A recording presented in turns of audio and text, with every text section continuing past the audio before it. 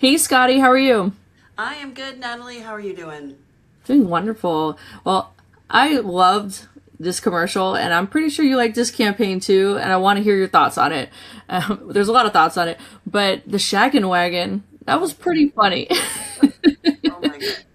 The Shaggin' Wagon. You know what? We're going to run a little clip of it. Doesn't have to be funny, But it will be. but it shouldn't be funny. But it will be. It could fit everything. Sports equipment, strollers. And the massage seats feel like this, huh? The seats should do the massaging. Does your husband give you enough massages? If you're looking for legroom, yeah, stretch those yardsticks. And it seats 7, which is great because I'm dog sitting. Hi. Oh my God. That woman, Eliza, she is Eliza Schlesinger. First of all, she's so funny. She is so funny. And I just can't even believe that they did that. I can't believe they did Yeah. that. I can't believe they did that campaign. But it did win a number of awards last year. And it was not only very well received, but it actually spawned some more additional campaigns from Jeep and Grand Wagoneer and really helped them to draw attention to this vehicle that needs. It's a great SUV. I will just tell you, I've spent time in it. You've spent time in it too, right? Yeah. Yeah, it's a great SUV, but it's competing in a world filled with great SUVs, and so I feel like sometimes it doesn't quite get the love that it deserves, and that is why our guest today is here to talk to us. Before we introduce Bridget Kramer from Jeep, be sure to subscribe to our podcast. You can subscribe right here. You can find us at Spotify, Apple. We're at YouTube. We have our own channel on YouTube, What Drives Her, from A Girl's Guide to Cars on YouTube. And you will find all of our podcasts lined up there at the top of our website, right in the navigation bar at the top of our website. So with that, I am thrilled to introduce our guest today, Bridget Kramer from Jeep.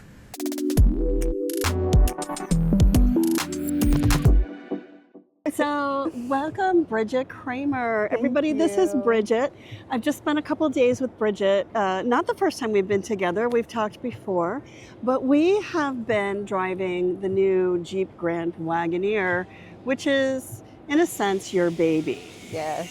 So tell us a little bit about what you do. So I am the brand manager for the Grand Wagoneer, which essentially means driving sales and share for my nameplate.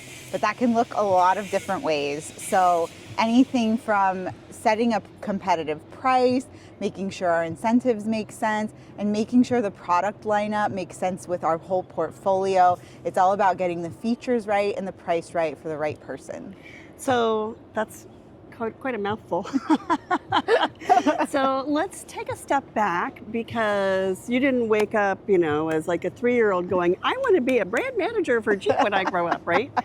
So talk about, you were telling us last night at dinner how you got started and actually what you did before you were in automotive. What did you do before you were in automotive? Yeah, so going way back, we were talking about Project Runway. I actually had this huge desire to go into the fashion industry, and I ended up going to the Fashion Institute of Technology for my freshman year of college. After doing that, I realized it wasn't really for me. Then I switched over to Indiana University, where I majored in English and minored in math. Everyone said, oh, you must want to be a teacher. I said, actually not. When I graduated, I was thinking, like, what am I passionate about? And one of those things was food. So I actually approached a local restaurant owner from my hometown. He owned 2 restaurants. And I just walked up to him and I was like, do you need help? And he was like, always. And so I kind of became his assistant that way. And like over the years, we actually opened a catering company. We opened another restaurant, and I eventually worked my way up to director of operations for his restaurant group. And so what stole you away from hospitality into Yeah. automotive? How did you make that? That's a very interesting transition. So I ended up feeling like, you know, I was in a big pond, or I was a big fish in a small pond, and I was ready for a bigger one. And so I wanted to go to grad school and get my MBA. And when I went to do that, all of my colleagues were going after CPG roles, like consumer packaged goods. And I just like couldn't get excited about that. And I was soul searching the whole time, like, what am I going for? What do I want to do here? And around that same time, a Netflix documentary came out called Abstract, which was all about different aspects of design, which I was already a fan of from the fashion thing. But there was an episode about automotive design, which Ralph Gilles was featured in. And that's when I learned what FCA was. I never would have known otherwise. I knew about Jeep, I knew about Ram, but I never knew the name of their parent company. And so listening to him talk and how passionate he was about what he did, I was like, that's something I could wake up and do every day. And so I ended up applying for an internship and interned on Ram that summer. Wow. So that was just about 10 years ago, correct? Yes. Just about 10 years ago. So you interned at Ram, and then what was your next step there within the company? So after my internship, I went back to school to finish my second year. And then when I came back, the manager I had on my internship had moved over to the Jeep brand. And so I reached back out and I was like, hey, you know, I would love to come back. And the stars aligned because they don't do those typical rotations that other companies do, where it's like someone's in a role for 12 to 16 months and then moves out. It's just like, if it's open, it's open, and if it's not, it's not. And so when I happened to be graduating, the associate brand manager role on Grand Cherokee was open. And so I was like, hey, I'm so interested in this. Like, can you help me out? And he got me an interview and I got the job. And it was incredible. So talk about what a brand manager does. I think that's something that not a lot of people are familiar with, but that's something that clearly, with a background in design and hospitality and interest in design and fashion, was a natural for you. What does a brand manager do? To me, it's all about the background of selling something. So appreciate all of our dealership people on the sales floor. Like, that's so important. But for me, I like to be the one that sets it up so that it's easy for them. So all of our work comes into bringing everything into a full picture. We call it being the hub of the wheel and making sure that they have the perfect product. So when a customer walks into a showroom, it's like easy peasy. It's a no-brainer. And what does that entail? Like, what kind of things do you have to think about? So many. So we interact everywhere from our finance organization, our supply chain organizations, our engineering organizations. Like, if, say, we're bringing in a new paint color, I need to be talking with engineering to make sure they know when it's supposed to launch. I need to know that it's something a customer wants, because we plan those paint colors so far out in the future. So the PDO, of course, does a lot of the background work from the design perspective, but when we get it, I might want to name it something different. They'll come with us. I was just going to ask you about that. They'll come to us with a paint color. Sometimes it's like a string of abbreviations. And we're like, you know what? That doesn't fit our brand. Sometimes we reuse colors with like Dodge and Jeep, but like maybe Dodge is called something like Cinnamon Stick, but we want to call it Red Rocks because it more aligns with our brand. So there's all sorts of little pots we have our hands in that just make a perfect product that is an easy sell. You guys do great color names. Yes. Really great color names. I'm always inspired by like OPI, like the cosmetic brands are so good at naming the colors of their product. Yeah. But you guys do a great job, and not everybody does. And some of them are like, yeah, it's yellow. Yeah. I don't think I need yellow. When you say yellow, I say hella yellow. Right? So let's talk about inside the organization. What surprised you the most working for a car company? So it was really interesting for me going from like a very small business to a huge corporate environment. I think one of the things that maybe it shouldn't have surprised me, but it did, was just how many people have to approve things. It's like whenever we were in the restaurants, me and the owner would talk about something, we'd be like, cool, let's go do it, done. Now it's, if I come up with an idea, then I'm talking to my manager about it, then we're talking to his manager about it, and so on down the line. And not to say that like those things don't happen, because they do. Like it does get approved. It doesn't get always stuck in the shuffle. But it is a process for sure, and you're taking into account so many opinions, where it was like before it was just me and him, now it's me and like 6 other people. So it's always a very creative way, and it's valuable too, like getting so many different inputs when you're working on an idea, because we're all from different backgrounds, and they think of things that sometimes I wouldn't. So we talked about the thing that surprised you the most. What would you say was lived up to your expectations of working in a car company? Am I allowed to say glamorous? I mean, look where we are.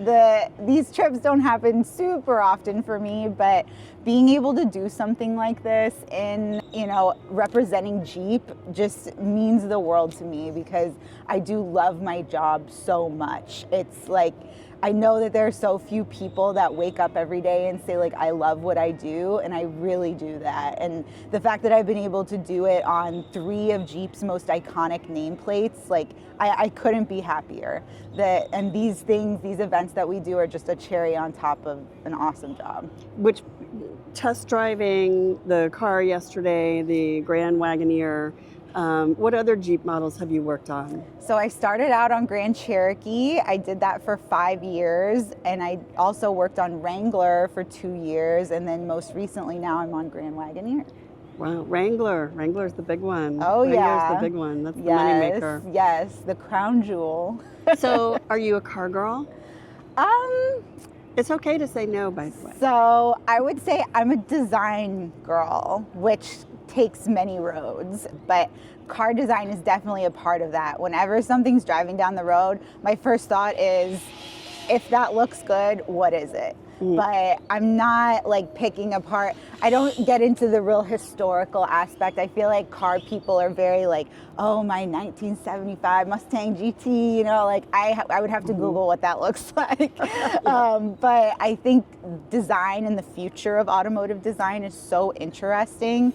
That's what feels like car girl to me.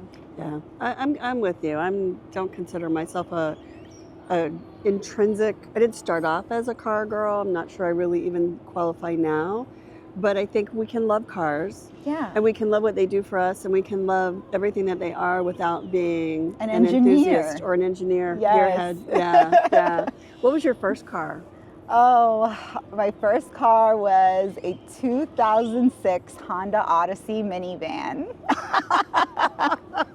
Well, and now you're driving the much, well, let's see, the grown-up equivalent, or Yes. the badass equivalent Yes. of a Honda Odyssey.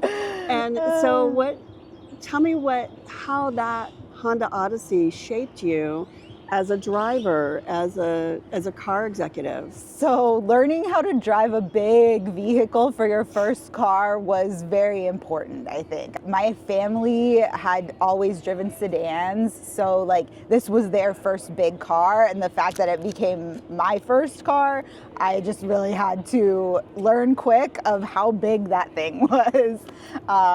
And I think that understanding that feeling of driving a huge vehicle is really important, especially like as a small person. I know it can feel intimidating when people get into like a larger vehicle like a Grand Wagoneer, but so many times I've heard people say, this doesn't feel as big as it looks. And I felt that too when I drove my Odyssey. So I think that it's a really important like perspective to have whenever you're selling to someone that is a little hesitant for that reason. So you'd mentioned not being tall, but driving a huge vehicle Yes. like the Grand Wagoneer.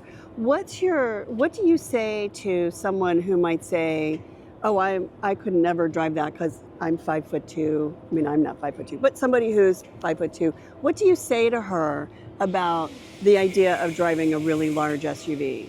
I would say the seat goes up, and once that thing pops up, you feel like you're on top of the world. It's just the amount of adjustments that our seats have to make you feel comfortable in your driver's seat, no matter what size you are, I think is huge. Once you get in one and get to the point, it can take a second, like there's a lot of different ways to maneuver, but once you get to that position where you're comfortable, you feel like you can see everything, that is where I think it will click for people. Like, oh, I can actually do this.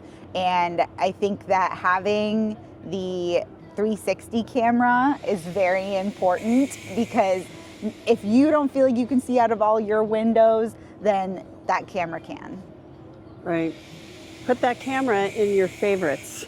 Exactly. I did that yesterday in our test drive. Okay, so we just got kicked out of our beautiful spot because it's not authorized for shooting video. So we're going to finish under these beautiful live oaks here. We are in Austin, Texas, at the Four Seasons Hotel. So what do you want customers of the Grand Wagoneer to know?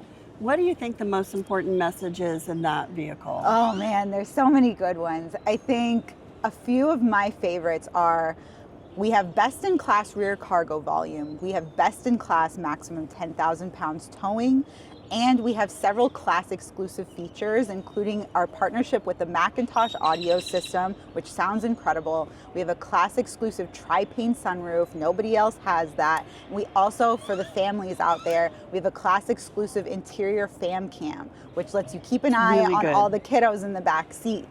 So along with that, we also have a dozen of amazing standard features, and the Grand Wagoneer starts at under $67,000. So for that, you get a 12-inch radio, you're getting standard leather heated and ventilated front seats, and you get the Hurricane Twin Turbo, which is 420 horsepower, 468 pounds-per foot of torque, and that includes over 500 miles of driving range on a single tank of gas. That beats the Yukon and the Tahoe. I don't want to be stopping at the gas station all the time. So to me, that's a huge feature. So what do you say to women inside your organization, outside your organization, who look at your career and want to learn from you? What do you have to say to those people? My biggest piece of advice is never be afraid to ask questions. When you don't understand something, that's okay. But the thing that's not okay is letting that go by and slowly just learning less and less.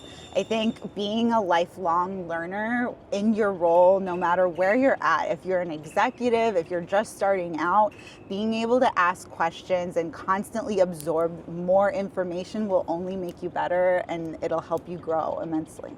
And what about mentoring? Have you been mentored? Yes. One of my mentors, I think you might have met her, Shannon Bodie. She was my manager briefly on Wrangler, and we just clicked so well. And I think that I've learned so much from her. She's so polished, and she is so incredibly kind, and every person that she meets, like, they love her. So it's something that I always look at, and I look at her career as well. She kind of went out into the field organization and was like a lot closer to selling, whereas like I've always been nervous to go that far away from headquarters. But hearing her perspective, it's always been so interesting, and I truly value her experience. And what's your approach to mentoring for others who are looking up to you and seeing your career? Yeah, I think that like when I talk to people that are still in grad school and they're interested, when I hear people say something like CPG just sounds boring, and I'm like, that's okay. There are so many people that like that's the peak and that's the career they want to go into, and I think some people are shy to even admit like, I don't know if that's for me. That's fine, because there are so many other things that you can go into. I mean, the automotive industry, you're working on something that is one of the two biggest purchases in a person's life. Like, it doesn't get more exciting than that. And you can also go into other things like the hospitality industry, the entertainment industry. I have a friend that went to Vegas to work on their casinos. Like I have someone that went to Marriott to work on their sales stuff. So it's all about where you find your passion and making that work for you. That's amazing. So CPG, consumer packaged goods, for those who don't know Yes. the lingo, and a lot of that stuff a lot of those categories can be very interesting, but at the bottom of it, it can all be a lot of numbers, a lot of data, a lot of managing logistics Yes. and process inside your organization. What do you have to say? What's your advice to someone who looks at some of those things and finds that intimidating? Because that can be pretty intimidating. So I personally love data, like the more the better. I think that I totally understand the intimidation factor, but if you know your way around an Excel spreadsheet, like no data set is too large. I think just knowing where to start, which is, the basics, and having an idea of where you're trying to get to. So if you're just sent here with a huge spreadsheet and you're like, okay, what am I gonna learn from this? No, it won't work. You have to come up with something that you're like, this is what I'm looking to discover, and then go after that very specific thing. And once you learn that insight, that'll lead you somewhere else. It's all about just taking it in little pieces instead of trying to digest the whole thing at once. That's good advice. Baby steps, one Yes, step at a time. Exactly. So what do you see for yourself in the future? You're 10 years into this journey at Stellantis. What do you see in the future? I truly don't see myself ever leaving automotive. I just love it that much. It ticks so many of my boxes, from being like, there's a design aspect to it, there's a sales aspect to it. It's a huge important purchase for people, and I mean, cars go fast. Like, that's fun, right? There's just so many things that I love about automotive and Jeep brand in particular. Every time I go to work, I'm happy because it's just a nice place to be. The people are amazing, and the work is truly fulfilling for me. That's amazing. Thank you so much for spending Of some time with me, Bridget. course. Now you go enjoy your travel day, Yes. going back to Michigan, and we're gonna miss you here in this beautiful weather. It's actually not that beautiful here today, but It's beautiful for Michigan. it's springtime everywhere.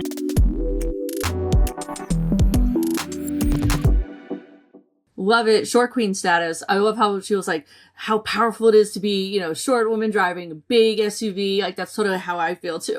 It's like, yes. I love that so much. I am not a short person, but I also love that feel of power when you have this massive SUV that you have to step on the running board to get in Yes. to this car.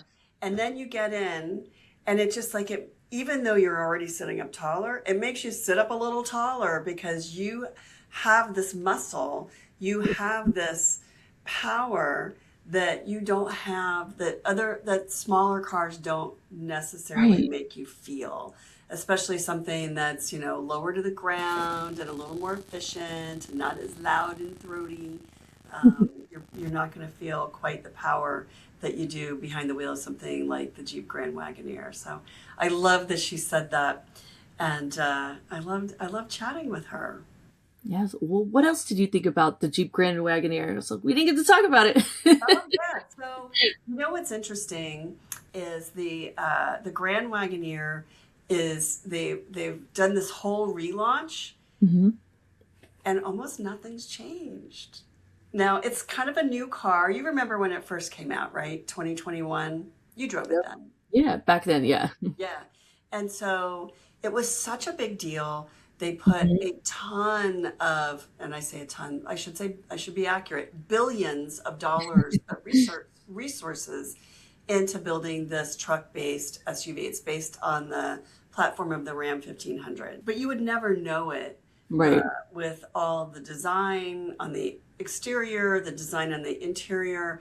The third row is one of the largest third rows. I put the center row all the way back, And I told you, I'm not a short person. I'm 5 foot, Great. so I'm pretty average, actually. Mm-hmm. I put the center row all the way back, and I still had, I measured, I got a tape measure, I measured, I still have 4 inches between my knees and the seat in front of me. Oh, wow. That's If amazing. you're someone who's much smaller, you're going to have a ton of leg room. But the best thing are that you can install child passenger car seats, because there are rear seat latches, lower anchors, full set latches, lower anchors, and upper tethers. So you could actually install child passenger car seats in the 3rd row and have enough space to get in there and make sure that your kiddos did actually buckle themselves and they're actually buckled tightly the way they're supposed to be. And if somebody, pukes in their seat, you can get in there and clean them up and help them get out and dry their tears. Whereas some of the smaller SUVs with smaller 3rd rows, you don't want to put a child in a car seat in the 3rd row because it's just too difficult to help them buckle themselves in and clean them up if they need to. Kids are learning on the fly, and so sometimes those lessons are messy. And we are the ones who are there and empathetic and helping them and helping them not to be embarrassed and mortified, and helping them to calm them down. And that's really hard to do in the 3rd row when first of all, they're far away from you, but second of all, you can't even get yourself in that space to really help them, or see if they drop something in the seat or whatever. But that was the thing that impressed me, reminded me that this is so impressive about this SUV, is that 3rd row space. But driving it, it's a delight. 420 horsepower. I will say the engine is the engine from the Wagoneer. And there was a more powerful twin turbo 6-cylinder from the Grand Wagoneer. They're not using that one at this moment. We may see that come back at some point, but right now for 2026, that is no longer available. So if you did want that more powerful, I think it's 510 horsepower twin turbo, which is the same engine, it's just tuned to deliver more horsepower. If you did want that, you would have to go find one on the used market or one that's still sitting on the lot. But the big news is that they did drop the price by $20,000. Oh, wow. $20,000. That's big. Yeah. That's the opening price. Really, once you get to all the goodies, it's still more expensive, but I think at the top end, it's about $10,000 less, the top of the line now versus the top of the line in the outgoing Grand Wagoneer. And then it has a new face. So it's been rebranded as Jeep. It has a new Jeep face. It's very light driven. It's got all the LED lights, and I think it looks great. I've heard some purists from the back in the day of the Grand Wagoneer going, "Oh, this is not the Grand Wagoneer. It looks like a Jeep." But I'm going to say for the modern era, I think it looks great. I like the old Grand Wagoneer face. I like the new one. I will say I think the lighting strategy on the front is great. If it were me personally, I probably would have redesigned the lighting on the rear end as well, and maybe given it a little bit more of either a heritage look or more of a Jeep look, and they left it as it had been with the Grand Wagoneer. Right. And that I feel like is the one detail that was left alone that I think probably could have benefited from a little polish. And they didn't really do a lot of heritage details on the interior. In fact, really the only heritage detail there is the name and bringing back that nameplate. But, if you go and you look at some of these old vintage Broncos and Grand Wagoneers and Wagoneers and Scouts and whatnot, and the vintage Blazers. Oh, yeah. They're so much cuter on the outside than they are, and they're just not that functional on the inside. Or you could go buy one that's been totally modified for modern days. Right. It costs like $350,000. So pretty penny, yeah. And they don't have a 3rd row, and they don't have all the safety systems, and they don't have the reinforced steel, and they're really more of a novelty. Yeah.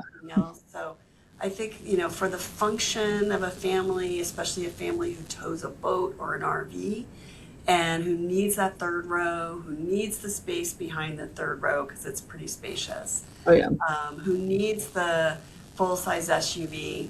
The Grand Wagoneer is such a great option, and it's been a little overlooked the last few years. So I'm hoping that it will take its place in the landscape. Certainly the Shag and Wagon will help, and having adorable and really smart people like Bridget Kramer there to help shepherd its story along, I think will help a lot too. So, because it is a really great but overlooked SUV. Definitely. Yeah. All right, Natalie, thank you so much for being here. Thank you all for joining us for What Drives Her, the podcast from A Girl's Guide to Cars. I'm Scotty Reese, your host, Natalie Marola, our co-host and producer. Our editor is Steph Howard, and our music is by Envato. Please subscribe to us here or anywhere that you get your podcasts, and we'll see you next time.